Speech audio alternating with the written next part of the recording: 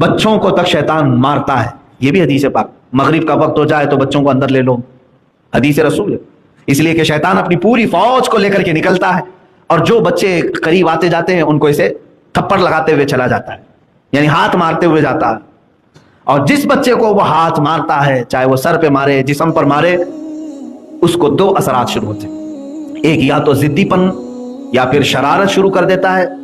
شرارت وہ بھی آؤٹ آف لیول، بعض بچوں کی شرارت ہو جاتی ہے لیول سے بڑھ کر، چھوٹی موٹی شرارتیں تو سب کی ہوتی ہیں، ضدی پن آتا ہے، شرارتیں زیادہ۔ جہاں ذکر حبیب ہوتا ہے وہاں خود خدا بھی قریب ہوتا ہے، ایسے محفل میں بیٹھنے والا آدمی خوش نصیب ہوتا ہے۔ ایک چھوٹی سی پن نہیں آ سکتی تھی وہاں، لیکن نشہ آ جاتا ہے۔ کون لاتا ہے، کیسے آتا ہے، اب اس کی تو ہر ایک کو اندازہ ہونا چاہیے۔ جب شہر کا منصف ہی چور ہو، جب حاکم ہی غدار ہو، تو پھر یہ ہم امید نہیں کر سکتے کہ وہاں پر اچھی فصل نکلے گی۔ شیخ سعدی نے صحیح کہا، زمین پر ادرک بو کر کے گنا آنے کی امید مت رکھو۔ یہ سب حالات ہمارے دیکھے ہوئے، اس لیے میں آپ سے کہتا ہوں، اٹھو وہ گر نہ حشر نہ ہوگا پھر کبھی، دوڑو کہ زمانہ چال اپنی چل گئے۔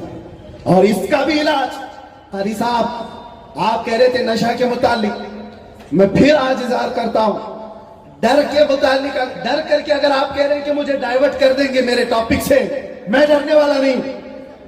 اگر ڈر کے مارے کہتے ہو کہ ڈائیورٹ کر کے دوسرے ٹاپک پر بات کریں، نہیں، ہمارا ایک ہی عنوان ہے، حضور پاک کی محبت۔ انہیں جانا انہیں مانا، نہ رکھا غیر سے کام، للہ الحمد میں دنیا سے مسلمان گیا۔ نشہ بھی ختم ہوگا، ڈرگز بھی ختم ہوگا، علاج ہماری تقریروں سے نہیں، علاج عشق مصطفیٰ سے ہے، سبحان اللہ، محبت مصطفیٰ سے ہے۔ ان کے ہاتھوں سے بوتلیں اور تاش کے پتے نکالو تو پھر بھی تو طلب ہوگی، کیونکہ جو ایڈکٹ ہوتا ہے وہ کسی نہ کسی چیز کا طالب ہوتا ہے، کسی نہ کسی چیز کی طرف اس کا لگاؤ اور جھکاؤ ہوتا ہے۔ ہم دیکھتے ہیں تاریخ میں کیا حضور پاک صلی اللہ تعالیٰ علیہ وسلم مکہ مکرمہ میں جب تشریف لائے، نشہ نہیں تھا، شراب نہیں تھا، اس وقت بھی شراب تھی اور نشہ تھا، سب کچھ تھا، لیکن برسوں پرانے جو شراب کے عادی تھے منٹوں میں کیسے چھوڑ سکتے ہیں۔ حضرت انس ایک صحابی ہیں، چھوٹی عمر کے تھے، 10 یا 12 سال کی عمر تھی، وہ کہتے ہیں میں مدینہ طیبہ میں شراب سپلائی کرتا تھا۔ قہوہ خانے جو بنے ہوئے ہوتے تھے، جیسے دکانیں جگہ جگہ ہوتی ہیں، وہاں پر نکڑ پر کچھ چیزیں بنی رہتی، رات کے وقت لوگ شراب پی رہے ہوتے، یہ پیالوں میں بھر بھر کر کے دیتے تھے۔ انس کہتے ہیں، حضرت انس میں شراب کے پیالے بھر کر لوگوں کو سرو کر رہا تھا، دے رہا تھا، اچانک گلیوں میں، مدینے کی گلیوں میں کسی منادی نے اعلان کیا۔ اعلان کیا تھا؟ یا ایھا المسلمون قال رسول اللہ صلی اللہ علیہ وسلم حرمت الخمر، اے مسلمانوں، اللہ کے نبی نے فرمایا آج سے شراب حرام ہو گئی۔ حضرت انس کہتے ہیں میرے ہاتھ میں پیالہ تھا وہیں سے چھوڑ دیا، جس کے ہاتھ میں پیالہ تھا وہ ہونٹوں سے لگایا تھا وہیں سے پٹک دیا۔ کوئی یہ نہیں سوچا کہ جا کر بات کر لیں گے حضور سے، دیکھتے ہیں آج کا آج پی لیں گے کل سے چھوڑیں گے، نہیں، ہونٹوں تک لگے ہوئے پیالے توڑ دیے گئے۔ حضرت انس کہتے ہیں باہر آ کر میں دیکھا مدینے کی ساری گلیاں، مدینے کی نالیاں سب شراب سے بھری ہوئی تھی، ہر کوئی مٹکے لا کر پٹک رہا تھا، توڑ رہا تھا، سب بہا دیے گئے۔ کون سی چیز ہے جو 50 سال پرانی شراب جمع کی ہوئی تھی؟ پتا ہے عرب لوگ 50 سال پرانی جمع کی ہوئی شراب پیتے تھے، اور 60 سال پرانی جمع کی ہوئی شراب مٹکوں کو توڑ دیا گیا۔ کون سی چیز ہے جو ان کو توڑنے پر مجبور کرتی ہے؟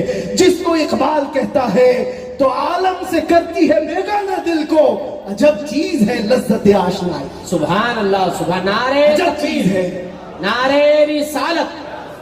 وہ آنکھوں سے میرے مصطفیٰ نے وہ پلایا تھا جس کے بعد دنیا کی شراب ہیچ ہو گئی تھی۔ آج تم نے آنکھوں سے اگر پینا ہے تو آؤ حضور پاک صلی اللہ علیہ وسلم کی بارگاہ میں۔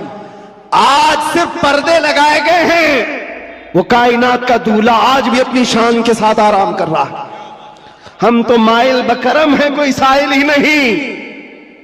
وہاں سے آواز آتی ہے، وہ آج بھی اپنے جلوے دکھا رہے ہیں، آج بھی اپنے غلاموں کے گھر جا رہے ہیں، نہیں تو یوں ہی سنی پکار کر نہیں کہتا سنا ہے آپ ہر عاشق کے گھر تشریف لاتے، سبحان اللہ، بلکہ ہم تو یہ کہیں گے دیکھا ہے آپ ہر عاشق کے گھر تشریف لاتے۔ بے شک، سبحان اللہ، سبحان اللہ۔ سنا ہے کیا بات ہے؟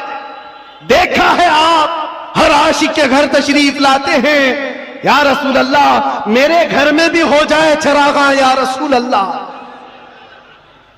کچھ ایسا کر دو میرے کردگار آنکھوں میں ہمیشہ نقش رہے روئے یار آنکھوں میں۔ طلب کرو میرے عزیزوں، کیوں نہیں ملتا؟ اگر رب ذوالجلال کی بارگاہ میں طلب کر کے مانگا ہوتا کچھ ایسا کر دے میرے کردگار آنکھوں میں ہمیشہ نقش رہے روئے یار آنکھوں میں۔ انہیں نہ دیکھا تو کس کام کی ہے یہ آنکھیں کہ دیکھنے کی ہے ساری بہار آنکھوں میں۔ ہم نے دیکھا ہے میرے عزیزوں اپنی زندگی میں جب ہمارا دل زیادہ ٹوٹ جاتا ہے آمینہ کا لال سنبھالنے کے لیے تشریف لاتا، سبحان اللہ، سبحان اللہ۔ اور پھر اندازہ ہوتا ہے صحابہ نے اپنی تمام تر وہ ساری عادتوں کو کیسے ختم کیا تھا۔ وہ ایک دیدار رسول سے، وہ ایک زیارت مصطفیٰ سے سب کچھ توڑ دیا تھا، سب کچھ چھوڑ دیا تھا۔ آج وہ ایک محبت تمہارے دل میں گھر کر جائے، میں کہتا ہوں ہزاروں تقریروں کی ضرورت نہیں، تمہارے علاج معالجے کے لیے ڈاکٹروں کی ضرورت نہیں، وہ ایک عشق مصطفیٰ تمہیں آسمانوں کی بلندی تک پہنچا سکتا ہے، بے شک، اٹھا کر تمہیں کہاں سے کہاں لے جائے گا تمہیں اندازہ بھی نہیں۔ اس لیے کہ میرے عزیزوں ہم لا یعنی چیزوں میں مصروف ہیں، جو چیز تمہارے لیے نہیں بنی یا تم اس کے لیے نہیں بنے اپنی پوری زندگی اس پر لگائے ہوئے ہو، اور جس چیز کے لیے اللہ نے تمہیں بنایا اور جو چیز تمہارے لیے بنایا اس سے آنکھیں موند کر بیٹھے ہو۔ اس کے لیے اعلیٰ حضرت فرماتے ہیں شہد دکھائے زہر پلائے، قاتل ڈائن شوہر کش، یہ دنیا کے بارے میں یہ شہد دکھاتی اور زہر پلاتی۔ ہوتا یہی ہے جتنی حسین چیزیں یہاں دکھ رہی ہیں دیکھنے میں تو شہد ہے اور حقیقت میں زہر ہے، جو پی لیتا ہے وہ تڑپ تڑپ کے مرتا ہے۔ قاتل ہے یہ دنیا، ڈائن ہے۔ ڈائن کس کو کہتے ہیں؟ جو اپنے شوہر کو مار ڈالتی، جو شوہر بدلتی۔ اور اعلیٰ حضرت نے 3 باتیں فرمائی اس دنیا کے بارے میں، شہد دکھائے زہر پلائے، قاتل ڈائن شوہر کش، جو اس سے محبت کرتا ہے یہ دنیا اسی کو مارتی اور پھر دوسرے کے گھر چلی جاتی۔ دیکھو ٹٹول کر کے اپنی جیبوں میں جو چیز ہے، کیا یہ تمہارے پاس ہمیشہ رہنے والی چیز ہے؟ تم کل کسی اور کے ہاتھ میں یہ پیسے دیکھ رہے ہوں گے، تمہارے مال اور تمہارے جائیداد کسی اور کے ہاتھ میں ہوں گے۔ ہو سکتا ہے زندگی میں کسی بنکر میں رکھ کر کے بینک میں خوب حفاظت کرو، مرنا تو ہے، قبر میں بیٹھ کر دیکھو کہ تمہارے بچے اس پر ناچ رہے ہوں گے، پھر اس کے بعد کیا ہوگا؟ حسرت سے تم دیکھتے رہو کہ جس کے لیے میں نے کیا کیا کر کے جمع کیا، یہ میری اولاد اس طرح سے اس کا استعمال کر رہی۔ حقیقت میں یہ دنیا ہے جو روز ہاتھوں میں بدل کر جاتی ہے، تمہاری کبھی نہیں ہو سکتی۔ جو چیز ہمیشہ تمہارے پاس رہتی ہے وہ کیا ہے؟ وہ کون سی چیز ہے جانتے ہو؟ وہی چیز ہے جو تمہیں بے خوف کرتی ہے۔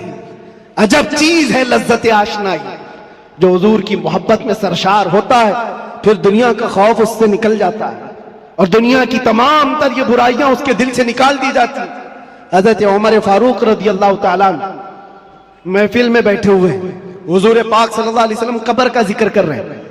مرنے کے بعد جب تمہیں دفنایا جاتا ہے تو قبر میں 2 فرشتے آتے ہیں، یاتیانی ملکانی، 2 فرشتے آئیں گے، عینانی ازرقانی، نیلی آنکھوں والے، کالے چہرے والے، سختی سے سوال کریں گے تمہارا رب کون ہے، تمہارا دین کیا ہے؟ پھر حضور کے بارے میں دکھا کر پوچھیں گے ان کے بارے میں کیا کہتا تھا۔ یہ 3 سوالات معلوم ہے کہ نہیں؟ قبر میں ہوں گے پتہ ہے کہ نہیں؟ ہر مسلمان کو تو معلوم ہونا چاہیے 3 سوال قبر میں کیے جائیں گے۔ وہ فرشتے آ کر جھنجھوڑ کر سوال کرتے ہیں اور لوگ یہ سوچ رہے ہیں کہ بہت آسان سوال ہے، بول دوں گا میرا رب اللہ ہے، میرا دین اسلام ہے اور حضور کے بارے میں بتا دوں گا۔ یہاں پر قبر کے جوابات دینے کے لیے کچھ لوگوں کو سالوں بیت جاتے ہیں۔ کیوں؟